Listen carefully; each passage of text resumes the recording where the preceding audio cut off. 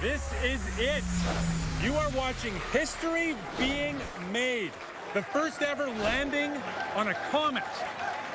I'm Dan Riskin. I am in the most exciting place on the planet right now, the European Space Agency in Darmstadt, Germany. And this crowd is cheering because an incredible group of scientists just put a lander on the surface of a moving comet. Now, they made it look easy, but this mission and what it's about to do are groundbreaking. Is it real? Are we there? This is a big step for human civilization. It could revolutionize everything. Desperate to reveal life's origins. They're a treasure chest with a view back in time. A quest decades in the making. It's one of the most difficult things you can try. It's an epic adventure to chase down a dragon and ride on its back. The cherry on the top is really the landing. Touching down It's all down to Isaac Newton now. where no one has landed before. We're moving in for the kiss. But first, separation anxiety. 7 agonizing hours. I don't have any fingernails, they're gone already. We are on the Comet. A comet, up close with unprecedented clarity. We're making history here. This is one for the record books. We know the world is watching this mission.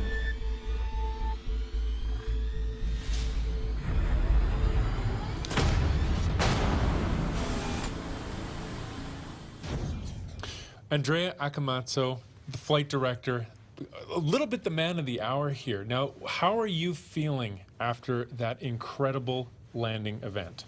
Well, now I feel exhausted, but I feel overexcited. I mean, it was a big success for all of us. I mean, we've done one of the most difficult, most challenging operations in space ever, and we have been successful. We have landed on the Comet. Now we have to determine exactly how the lander is doing, but we have been successful. We've done our job today. Yeah, and not a small job. I mean, it launched 10 years ago. The last few weeks have been an absolute roller coaster, and the story continues to evolve. Absolutely. Now we have just done a part of the mission. We've already done a large part of the mission, and there's even a larger part of the mission in front of us coming in the coming months and coming years. So there's much more to discover around this comet. Well, we've certainly enjoyed following you on the journey so far, and we look forward to what's to come. Congratulations. Thanks a lot. This is where the journey began. Greetings, everybody, wherever you may be. Welcome again to Kourou, the home of Ariane. The launcher, as you see, is on the pad. The clock is ticking. The panels are green. What could be better? Sit back and enjoy it. 3, 2, unité. Top. Allumage moteur Vulcain. Allumage confirmé. Top. Allumage EAP. Décollage. A mission like Rosetta, of course, has been in planning for many, many years, more than 20. Yeah, I have been on the mission since '85. A lot of people said, what you are doing there is crazy. It's too ambitious, we can't do it. Well, I've spent now 17 years working on this project. This has been so far the backbone of my professional career. I was there when Rosetta was launched. I was sitting in the first row of the control room. And normally you find a lot of surprises. Everything went extremely smoothly. A mission to put a comet-chasing machine worth $2 billion into space to travel further than any mission before it in pursuit of a comet at the edge of the solar system. It's really got facets from previous cometary missions all added into one. Not only a hope to get there, but to put a lander on the surface.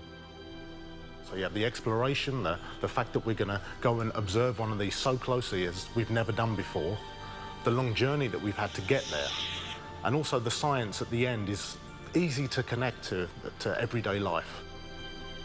It's intimately tied into our understanding of the origins of planets, the origins of solar systems.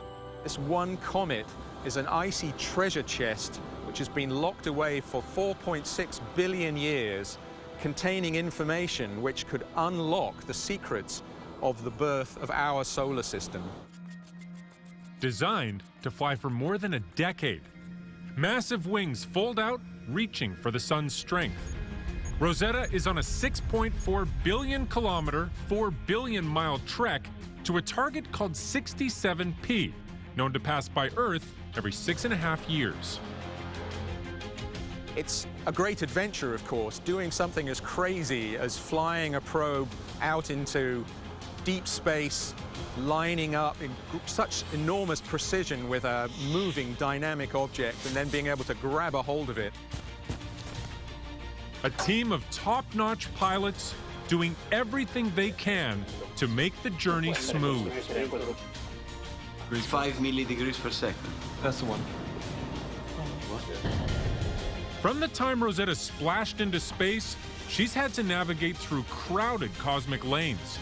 As fast as she's moving, she'll never meet her target without a serious boost of speed.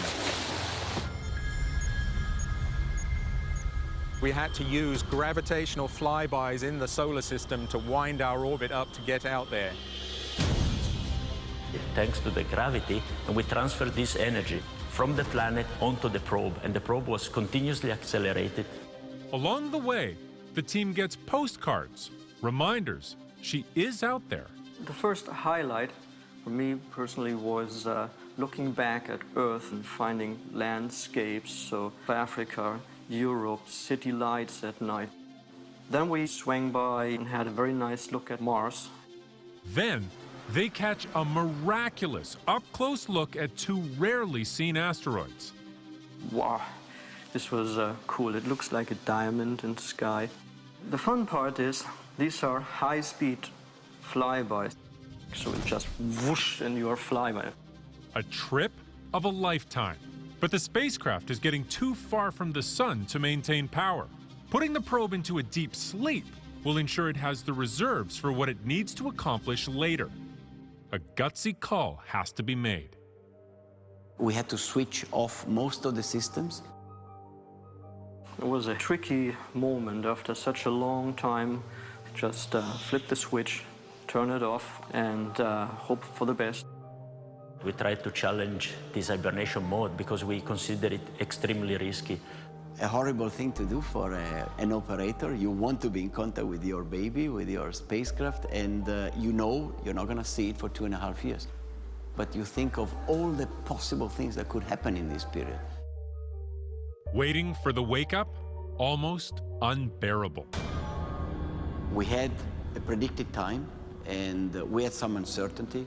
The tension grows very, very rapidly. This was a totally different feeling. Extremely exciting on one side and worrying on the other side. Am I crazy? I haven't heard from this spacecraft for 2.5 years. It's out there, hundreds of millions of kilometers from the Earth, from the sun. Now the ping should be there. It's not there. Wait a little, wait a little, wait a little, wait a little.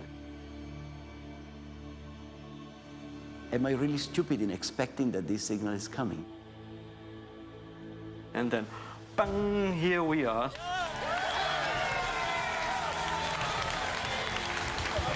So the spacecraft is awake. Bing, here it is again, ready for the mission now.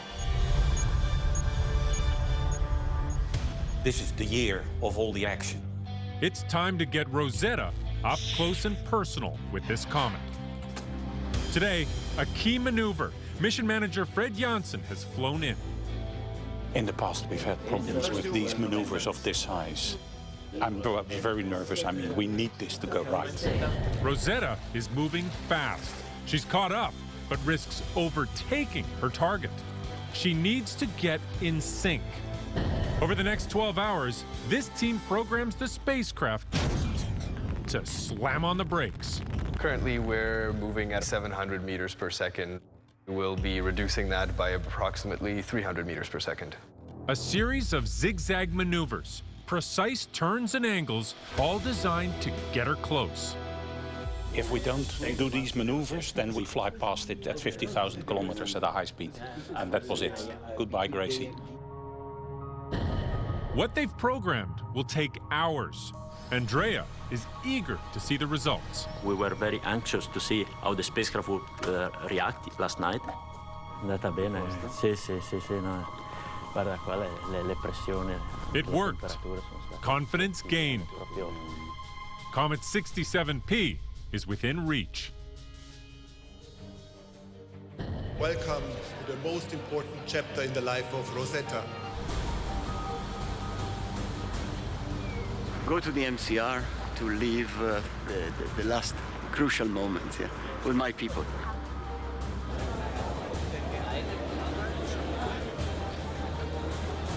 Sylvain, say the famous words, please. We're at the Comet. Yes! This is groundbreaking. It's just, I've become speechless trying to describe what we're going through at the moment.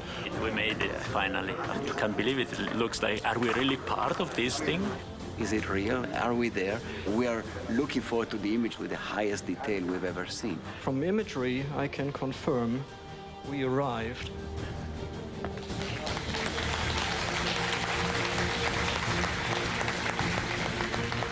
The shape of this surface, to me, looks like something that is continuously changing. These are new, fresh. The activity shapes the surface. It's not a planet, yeah?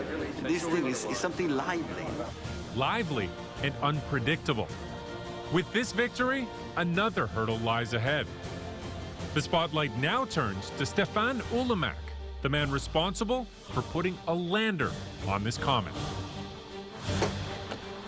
We've seen flatter areas, we've seen very rough areas. It will be very, very challenging to find a good and smooth landing area. But that's part of the fun of the game, isn't it? Coming up, a game riskier than anyone anticipated. Cliffs of 100 meters. It's like all of the comets you've ever wanted to go to wrapped into one.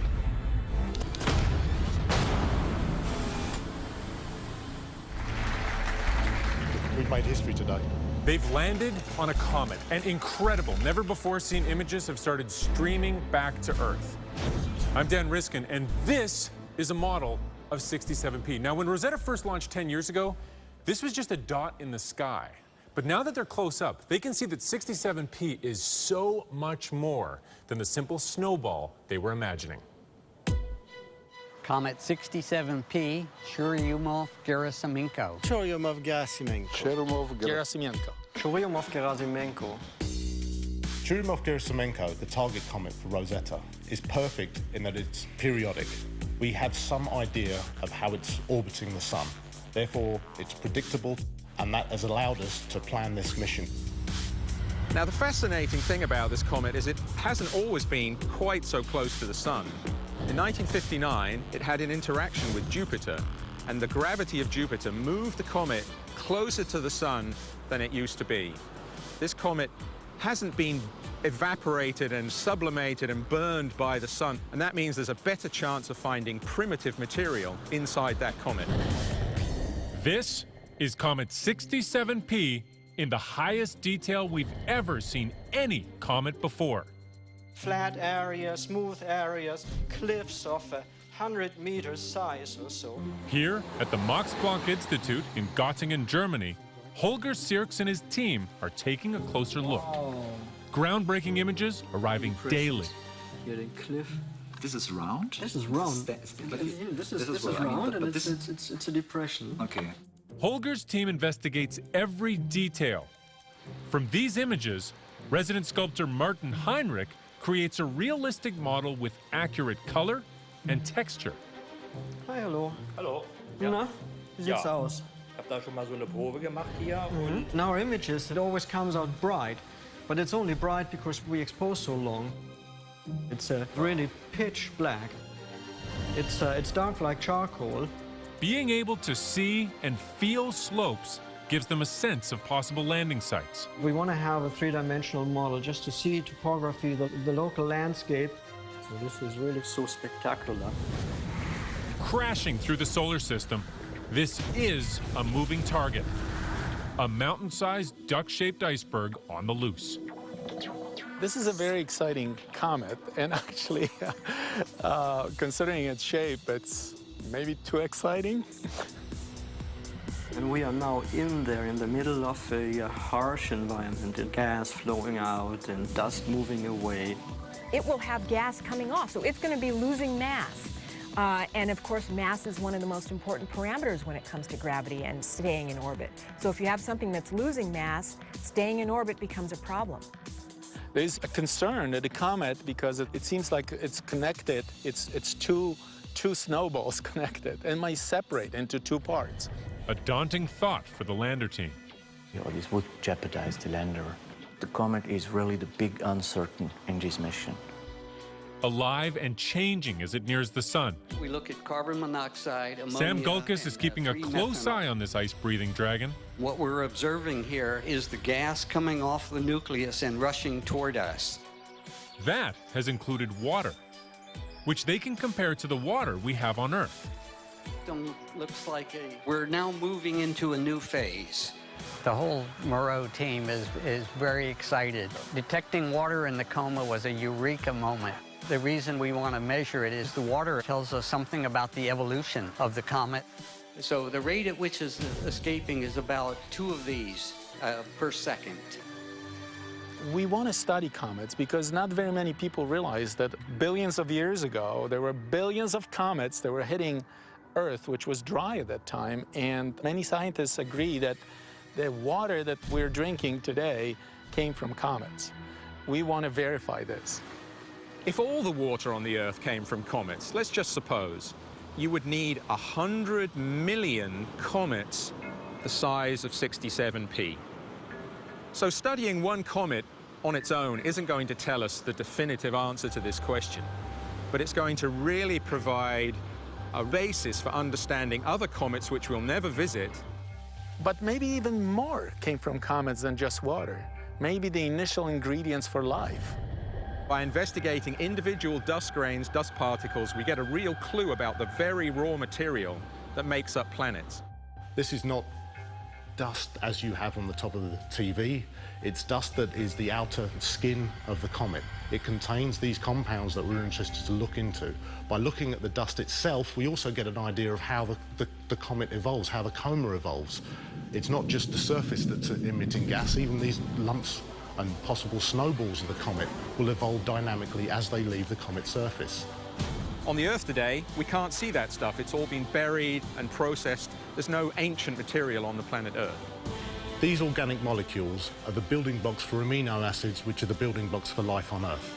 So these primordial molecules are considered to be the early stages of where life could have come from.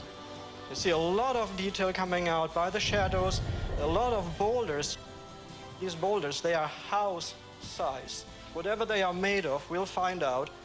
It was exciting, now it's even more exciting. It's like all of the comets you've ever wanted to go to wrapped into one.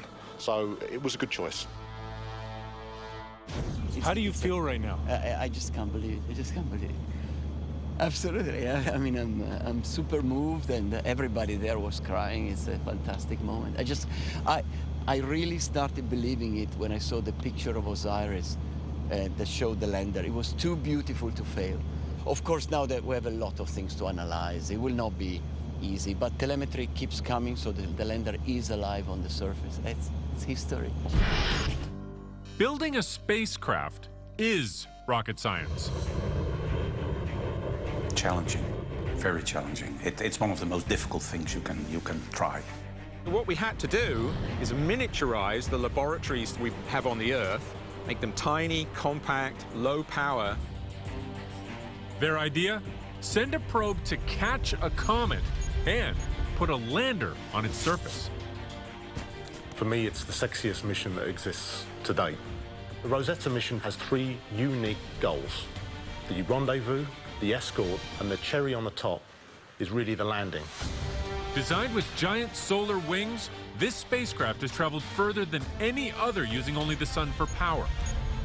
Talking about distances from the sun of about 800 million kilometers. This is more than 5 times the distance between the Earth and the sun. The van-sized orbiter launched 10 years ago. Packed inside, the potential to rewrite all that is known about comets. The payload on Rosetta is a full suite of scientific instruments, ranging from remote sensing instruments, cameras, to things that are sampling in situ. They're taking dust measurements and the gas, and also the plasma that is the environment around the comet. Now closer than ever, cameras, some as pricey as $500,000, beam the most impressive images we've ever seen of a comet. This is the real eye of Rosetta. It's a CCD sensor. As you carry in your camera, This is really pioneering work done some 15 years ago. It's just amazing quality. This was worth it. Built to handle reckless speeds and even deflect debris around an ever-changing environment. We would not want to be hit by something relatively large coming off. But the instruments have doors that can open and close. Everything you do in Rosetta is new. How to fly it, how to operate it, the hibernation, the flying in a strange environment like a comet. This is what makes it absolutely fantastic for us. For all that the Rosetta orbiter can do, it's the lander that will steal the glory. Deploying a lander on the surface of the comet is one of the key items of relevance and importance. Getting up close and personal to the comet. Stefan Ulemak and his team from the German Space Agency have been working on this washing machine-sized lander for 2 decades. Built not only to scratch the surface, but also to dive deep, seeking answers locked in the comet's core. Philae, the lander, will go down to the nucleus, to the pristine material, and have the chance to measure and analyze the material from the beginning of the solar system. The day of separation will be tense. There are 2 buttons. There is a main mechanism and an emergency mechanism. We fire both at the same time, praying that one of them will work. The lander will drop into an active coma from nearly double the altitude of a cruising 747. Once ejected, it can't be steered. A dramatic descent. Pulled only by the weak gravity of the comet, the fall will take 7 hours. Depending on the conditions, it's going to be quite a long journey for Philae. The gravity of the comet is so weak that we actually will have to actively stick to the surface. In a perfect situation, the lander will land on 3 feet, the ice screws will be deployed, and harpoons will be deployed as well to really fix onto the comet's surface. But what it fixes to is the big question. The cometary surface is made of ice and dust. But whether it's very soft material, soft as new fallen snow or cigarette ashes, or whether it's rather hard, like porous ice with dust in there, indeed, this is not clear. Stefan's team has prepared for just about anything. But they're still guessing and testing. They've brought different surfaces into the lab to see how their harpoons perform. The test helps us insofar as we learned how the harpoon is penetrating through this soft material. It was slightly deviated, and it hit here the wooden box. The tilted harpoon will anchor even better in the material. All of these components designed to do what no other spacecraft has ever done before. So this is really a first-timer for all of us. At the end of the day, what counts is that you do good new science and that you learn many things about a comet and what it means in the universe. The biggest controversy is when scientists talk to engineers. He is the worst in that respect. You're insisting to keep it. It's a tough room. I want to make this all work for everyone. And we're inside as the battle over where to land gets tense. So there is no O1, so don't discuss no one.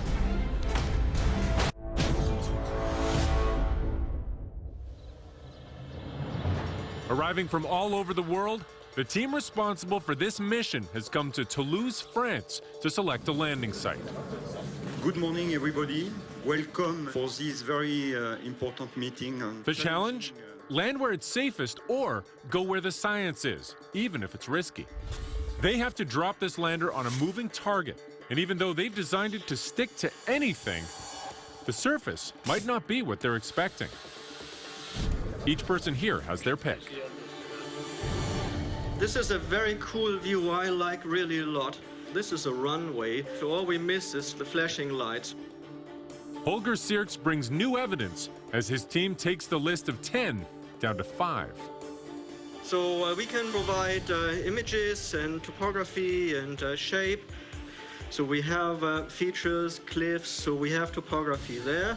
These are the pebbles, the boulders. and very large, smooth terrain. For each site, they look for surface hazards, dangers lurking.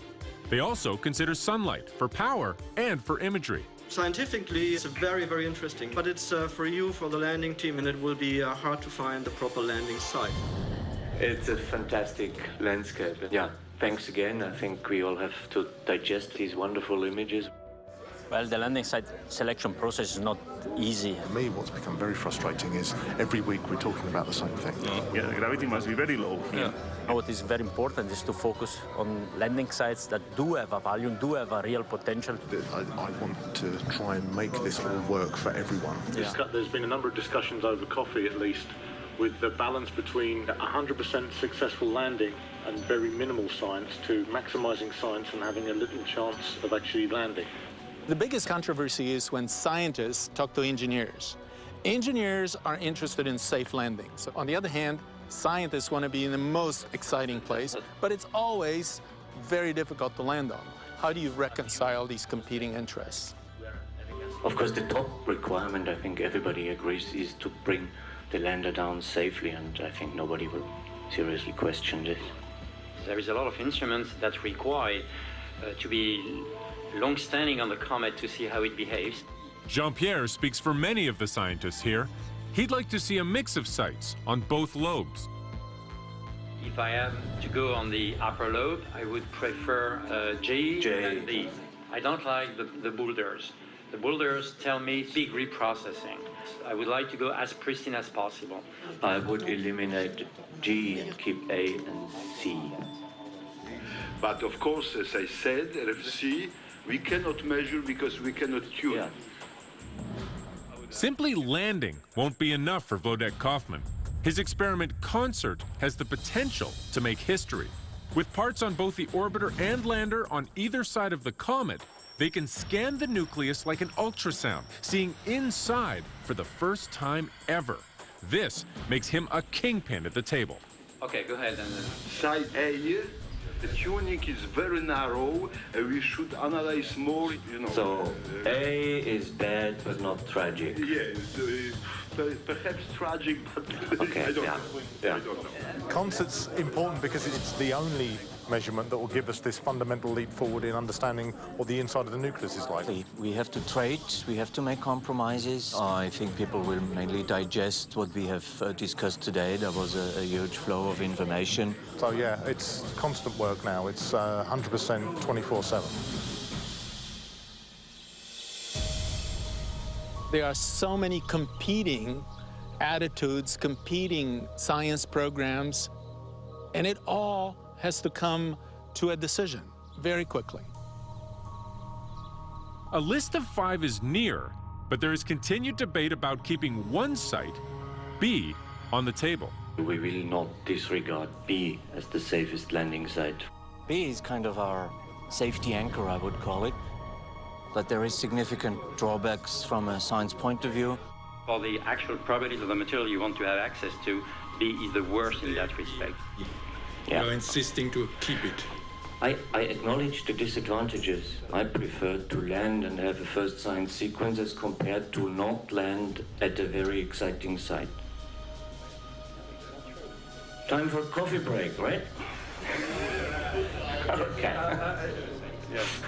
We're making history here. This is the first time this has been done, and there's a lot of stress in the room because of that. After 2 tense days, there's finally a decision. We are confident that based on the information we got, we've done the right choice in the 5 sites. The 5 landscapes couldn't be more different. 3 on the head, 2 on the body, all with substantial rewards and risks. We're very excited with the potential spots to land. This is such a difficult mission. I have a slightly different look at it. I am excited about any spot to land. I feel like we've achieved something, but it just means on to the next task. The next task is up to Andrea and the flight team. They need to find out if they can even drop the lander on each of these 5 sites. It's a bit of pity we cannot land in landing site A. The analysis we are conducting for these landing sites are extremely demanding. The team works at finding the best flight path for each site. Of course, we found some surprises. Some of them were not totally feasible as we expected or as we hoped for, so we had to exclude some of them. A much higher phase angle. And some of the sites dropped out quite quickly because from a lander safety point of view, there was a 50-50 chance. The roughness of the surface will have a great impact on the capability of getting the lander safely to the surface. Back in Toulouse, they've returned to make the choice. Mission manager Fred Janssen is here. I make the ultimate recommendation on yes, this is the one we go for. or how much favorable is C in terms of energy or power available with regards to J? If you go for C, we are out. That's all. It was analyzed, and I mentioned clearly yesterday, that it has the potential to lead to spacecraft and thus lander loss as well. So there is no O1 for C. There only is an O2. So don't discuss an O1. You can never make everybody happy. And it's about trade-offs, about risk, all the time. Today, we'd like to tell you about where to land. Good morning, everybody. I'm very pleased to be able to announce the landing site here today. The choice is Site J. Reachable for the lander, and with untouched zones, there's a good chance they'll find the pristine material they're after. Nearby jets could be very exciting and dangerous.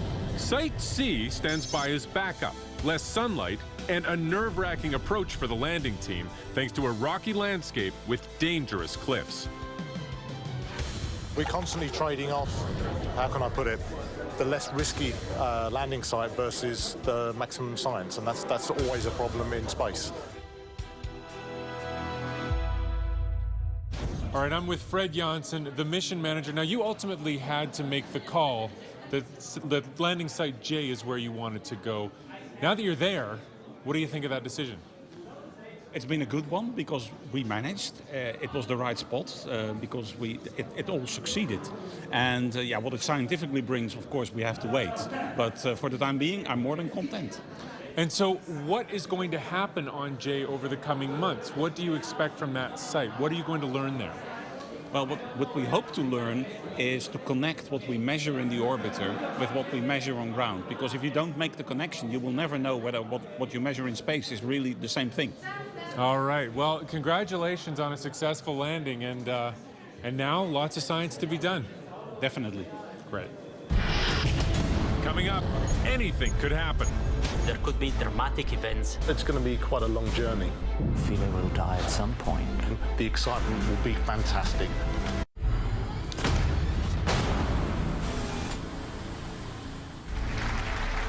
This is an international mission, and the world is watching. It's just this worldwide group of people that work together to get this done, and that's how it works. We work together on this mission, and we've made it. But even though the landing made history, this mission is way bigger than that. I'm Dan Riskin. I'm here in Germany at the European Space Operations Center. The lander Philae and its orbiter Rosetta are holding on for what's going to be the craziest ride in the solar system. The ambitious journey to land on a comet is now a mission to survive with it. For me, the mission really begins. The lander, now hooked onto the surface, is about to experience the ride of its life. We hope it'll be quite quiet. If it's too violent, we won't be able to do what we need to do. The goal? Dig in, grab a hold, and get primary science done within hours of touchdown. But the best case scenario is we have a good landing, the anchoring works, we can do all our experiments. A frenzy of science will begin. Images of the surface will be taken with resolution 100 times finer than a strand of hair. We'll learn the temperature on and below the surface. And the lander, together with the orbiter, will help us see deep inside the comet thanks to radio pulses. Of course, if Philae survives from November till the March timeframe, we are all very, very happy. Even if lander systems shut down on the journey to the sun, Philae should stay tethered to the comet. They'll hurtle into the inner solar system with the orbiter above at over 65,000 kilometers an hour. That's 10 miles a second. The excitement will be fantastic. We will be closest approach to the sun, perihelion, and the activity of the comet will be unbelievable. It's a 9-month trip, equivalent to the distance between the Earth and Jupiter. Gas streaming out and dust clouds and jets everywhere. This is going to be the fantastic moment of this mission. Philae will certainly die before perihelion.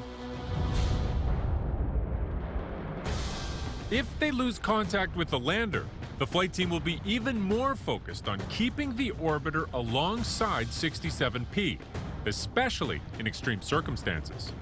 There could be dramatic events happening, like a gigantic jet or the comet breaking up. That's hugely challenging to operate in such a potentially violent environment. The scientists are going to be working for years on this, trying to tease out the clues. We know the world is watching this mission. It could revolutionize everything. All right, I'm with Mark McCaughrean, one of the lead scientists on this entire project. Tell me about that landing and how you think it went.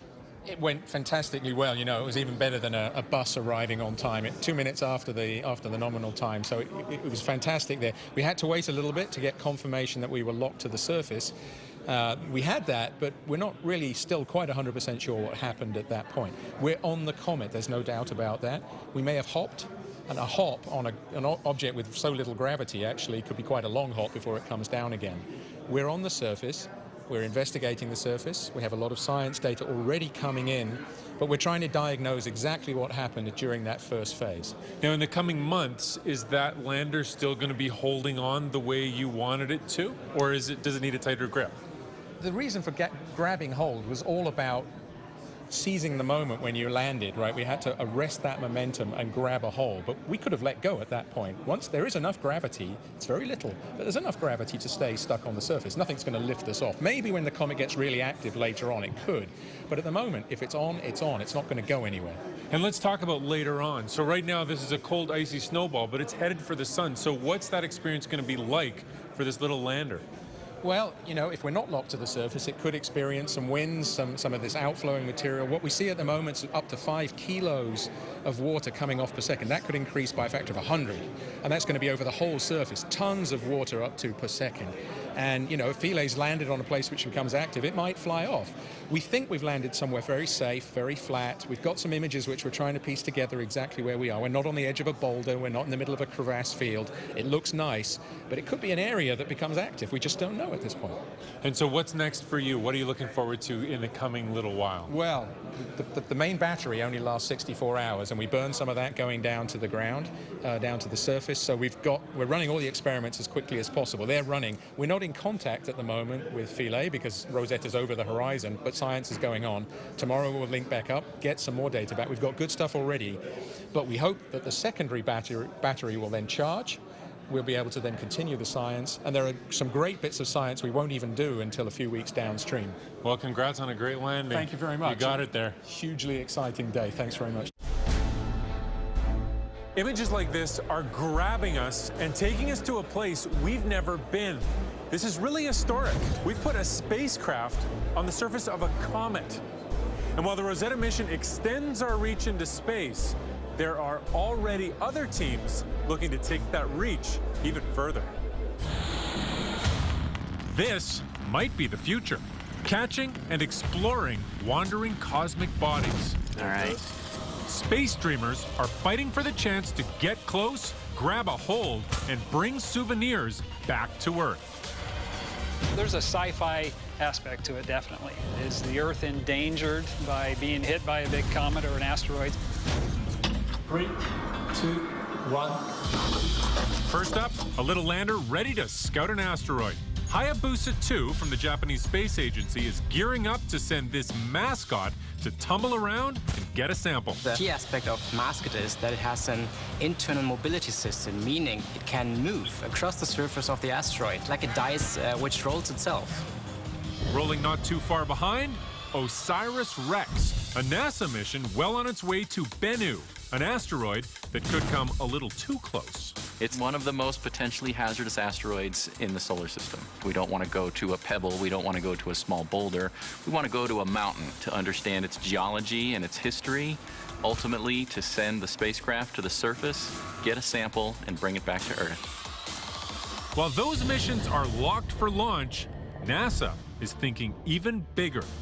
They're spending millions on concepts designed to bring an asteroid a little closer, or at least a piece of one. Oh, this is slightly too fast.